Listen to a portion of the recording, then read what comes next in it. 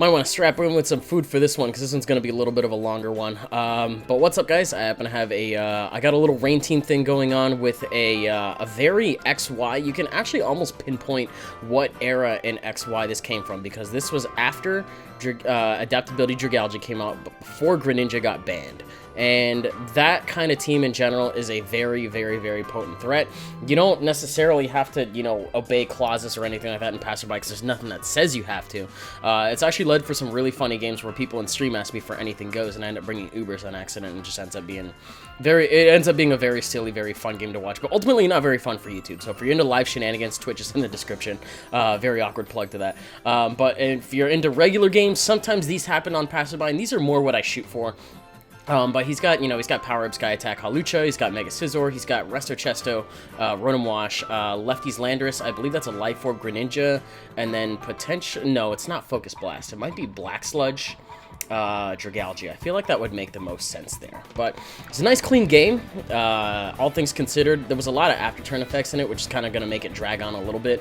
But honestly, during those longer turns, you could probably just alt-tab. I don't mind if you scroll to like a page of Reddit or two while you're doing that. It's okay. It's long for everybody. It was long for me as well. I think this match was probably close to 40 minutes in real time, just because, you know, on top of the turns with the after turn effects going on, there was, you know, us deciding our moves, and it was a very think-heavy game. So I don't like this matchup immediately. I'm actually only there just to get the rain up, and I know Dragalge is very special defensive. I could have U-turned out if I wanted to, but I didn't really think it was going to end up doing that much. Plus, you know, I can just go immediately into Ferrothorn in case he wants to go for a Sludge Bomb or a T-Bolt or something like that right off the bat. I don't necessarily know what else he would have been going for outside of that, but given the fact that it was a lead, I could have suspected Toxic Spikes. I just haven't fought a lead Dragalge, like, ever. I fought Dragalges before, but they're usually Choice Specs or Life Orb. I've even seen a few Z-move ones from here, you know, here and there. But it's ultimately not something that kind of pops up commonly, much less, you know, in a Passerby game. So I was like, well, what's this thing gonna do? I might as well stay in and find out. But he ended up going for a Focus Blast. I am fully special defensive Ferrothorn, so I knew I could take it. I didn't think I was going to take it because my own Toxic Spiking Dragalge actually doesn't run Focus Blast. I think it just runs straight Dual Stab, which is pretty nice there. But it doesn't work against Steel types, the thing, which is why I kind of lulled myself into my own self-security. And Focus Blast just doesn't run half. On top of that, I'm getting burned from Rotom, but I'm still doing good. I got my Stealth Rocks up. Did I get my Leech Seed up? I got my Leech Seed up before he switched. And he ended up reading me pretty well back there a few turns ago with the T-Wave, and the ended up Will-O-Wisping, and then is just now pivoting. I mean, he's an experienced player, and the outfit kind of led me to believe that he wasn't, because he had chosen a default name. But he has a very structured team. I've fought many variants of this team before, / have inadvertently picked, you know, a few things like this with Rotom Wash and Scizor and Hawlucha. It seems like something I would have brought, which is why there was something that just immediately drew me to this lineup. It led me to have a lot more fun with this game than I probably expected myself to. Plus, on top of that, I got Football. If you guys remember my college tournament series from, I think, like 2 years ago or something like that, Football was a freaking man, and Football still continues to be the man, you know. I haven't switched out since turn 1, and it's still in here, like, maybe, like, 3 minutes later, just kind of doing his thing. My opponent's going to go ahead and get up their Stealth Rocks. This is fine. I do have a Defogger, so we'll ultimately get rid of Fubal's progress. I think my Defogger does happen to be Scizor, or I just straight up don't have one. I don't remember what variant of Scizor that is, and I don't think my Pelipper... I bred my Pelipper in Gen 7, so that means I don't have Defog on it. I should probably import one out from Gen 4, but Pelipper's got a lot of options that just kind of make it so it ends up getting 4 move slot syndrome really fast. So I'm still in here with this. I just want to see what else this Landorus is rocking, besides the Stealth Rocks, of course, and I kind of expected a U-turn right there, which is why I ended up going for Leech Seed, just because, you know, if I was a Landorus, I would not expect to be doing too much to a Ferrothorn, but I guess, you know, with Burn and Leech Seed and Lefties and all that whatnot going on, you know, and plus he saw how much Focus Blast did to Ferrothorn, so it made sense that his Earthquake was going to be doing more, so I can understand now why he stayed in. If I was in that situation, I definitely would not have been paying attention. Right here, I end up predicting a switch to Rotom, and I end up going for a Power Whip here. But unfortunately, because I'm burned, it's not actually able to knock him out, and that would have been fantastic. That would have been a huge headache out of the way.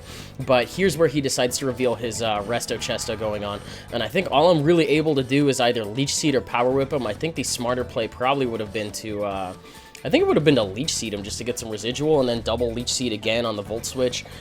This is me looking back on it. I have completely forgotten what I've done after this point. Okay, thank you, Pass Me, for Leech Seeding, because getting that residual to get rid of some of the burn damage would have been fantastic.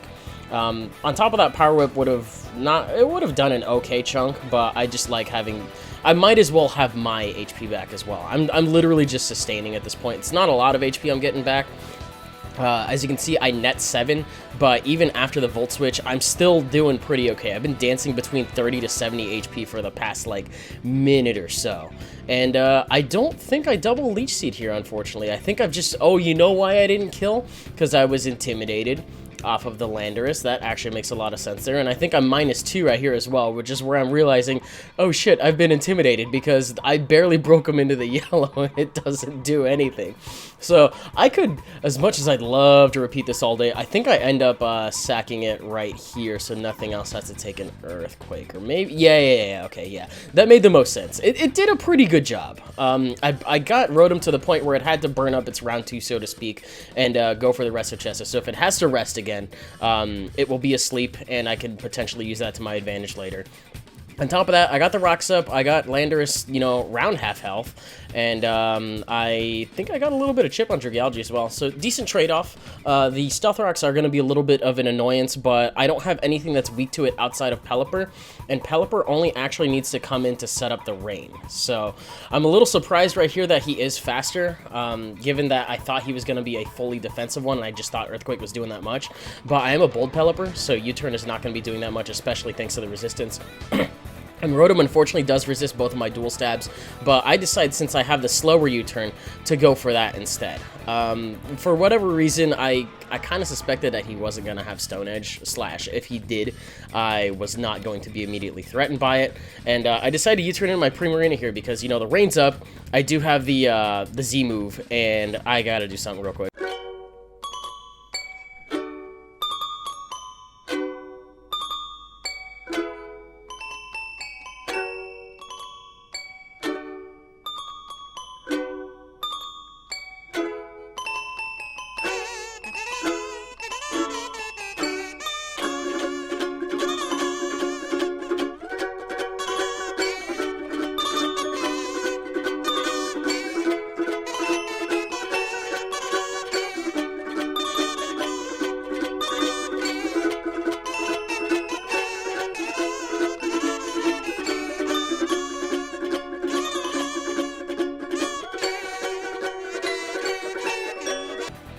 There is a copyright claim on Primarina Z-Move, and youtube.com/TomFawkes is a don right now for actually making that animation and make it so you can still plug that over the Z-Move.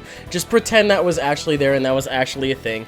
I had actually also learned after this game that my Primarina was actually not EV'd whatsoever. I had bred it, I had leveled it, I had given the moves and everything, and I had forgotten to EV it. So had it actually been EV'd, it probably could have lived a hit there, and it probably could have killed it off with that move. Because missing that many points at level 50 can be devastating, and I would have gotten rid of the Rotom for good.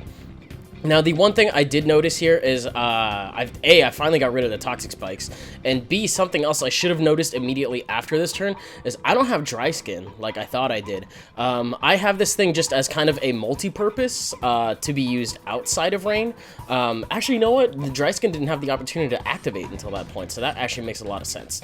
But I bring that in to threaten him out, you know, so he supposedly can't go for Hydro Pump. And I think I have Poison Touch on that one, so I'm just going to have to breed a new one entirely. It kind of sucks because I can't Ability Capsule onto it, but we both decide to Mega here, you know, just jumping onto what's now and now. I'll touch more on Toxicroak a little bit later because it will definitely come out later. But for now, it's just Mega Scizor versus Mega Scizor. I think I end up... I'm not sure if it's a speed tie or not, but I just figure I might as well just end up going for the Swords Dance just to prepare myself against Greninja. I feel like at the amount of HP I'm at, if his Hydro Pump misses, which would have been a blessing in itself, I think I actually just end up trying to knock him out with a +2 Bullet Punch after a few Stealth Rock switching. It is a Mega Scizor, you know, with that whopping base attack, and it is a Greninja with a very shitty base special defense, or not special defense, excuse me, defense. I'm not sure whether or not that crit mattered, I'll be completely honest. The base power does get cut a little bit, but the critical hit, whether or not it mattered, was very fortunate, and it's going to give me some much needed momentum in this game. especially versus the Landorus. I think I ended up deciding to bullet punch here, if I'm not mistaken. Yes, I wanted to get damage, because damage is damage, damage is solid. I desperately needed to get rid of the Landorus, and I think here I made the mistake. I made the mistake of not going for Roost. That seems like something I would have done. Because I just desperately wanted to go for the kill on the Landorus, even though Swords Dance would have benefited me pretty well here. But I think I just ended up going for damage because I just desperately wanted to get rid of it. And he ends up sacking his Rotom here to the Stealth Rocks. Had I known it would have been in Stealth Rock range, I definitely would have thought otherwise. That was a complete waste of a turn. I could have done Roost, I could have done Swords Dance. If I did Roosted, I probably could have knocked off here. If I did Swords Dance, actually, I could have just knocked off here, and I think I would have just straight up knocked it out. And then I would have been better prepared for Hawlucha as well as Landorus. As soon as it came back in, I would have been able to kill it off from there. And then the only thing that would have been necessarily an immediate threat would have been his own Mega Scizor, which I think he would have brought in as damage control way before that scenario happens. But Mega Scizor versus Mega Scizor is a little bit of a stalemate, so to speak, since he both resist each other's stabs, and knockoff is not doing that much. If anything, the one that has Brutal Swing might be the one that comes out on top. But I think I have Bullet Punch and Knockoff, and then he had U-Turn, probably Bullet Punch.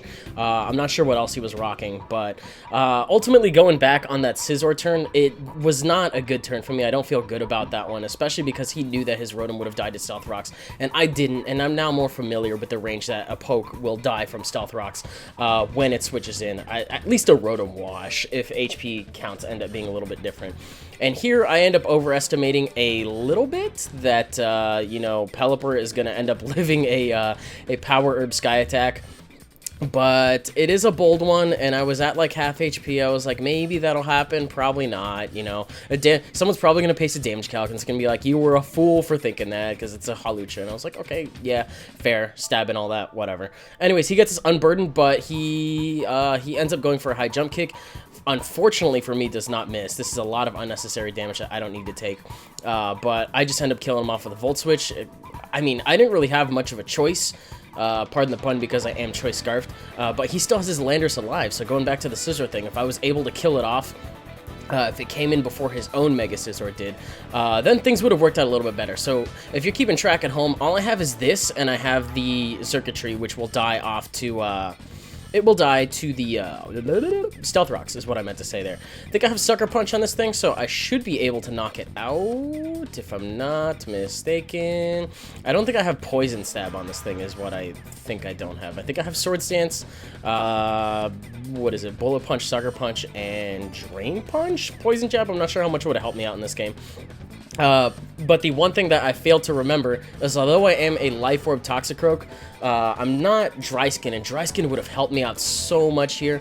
It would have mitigated, you know, the Life Orb recoil. It would have helped me out at the end of the turn there. I think it probably would have put me in range of living a Bullet Punch. More importantly, if I had to switch out into Circuitry, you know, to take his Death Fodder so I could switch back in Toxicroak so it wasn't, you know, intimidated. I don't know how the end of this game would have turned out, because we saw how much his Bullet Punch did after I switched in on Rocks and, you know, Life Orb recoil and all that. I think it potentially could have been a different game.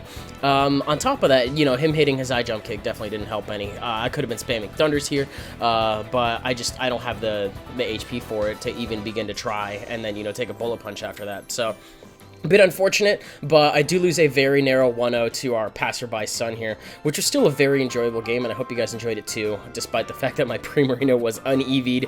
These mistakes happen. I have made sure that they do not happen again. All of my stuff bred in Gen 7 now has EVs, and this shit ain't gonna happen anymore, like that Tapu Lele that was un-EV'd that I found out at the stream as well. Ooh, boy, that was embarrassing.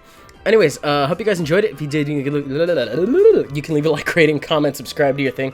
You know how it goes. We're pretty close to 1,000 followers on Twitch, so if you guys have not followed there, it'd be super awesome if you did. It lets you know when I stream, and that's pretty much the only benefit to it. If you guys like live streams and whatnot and you have a Twitch account, go do that. Other than that, I think I got another game coming up for you guys on Wednesday, and I think that maybe be for real the last bank game I have going on. Maybe. I have to look at my Versus Recorder file. It's been weird since the Nintendo 3DS update to 11.3, so I had to go ahead and dump everything I can when that time happens. So, anyway, that should do it, and I will see you guys on the next one. Later.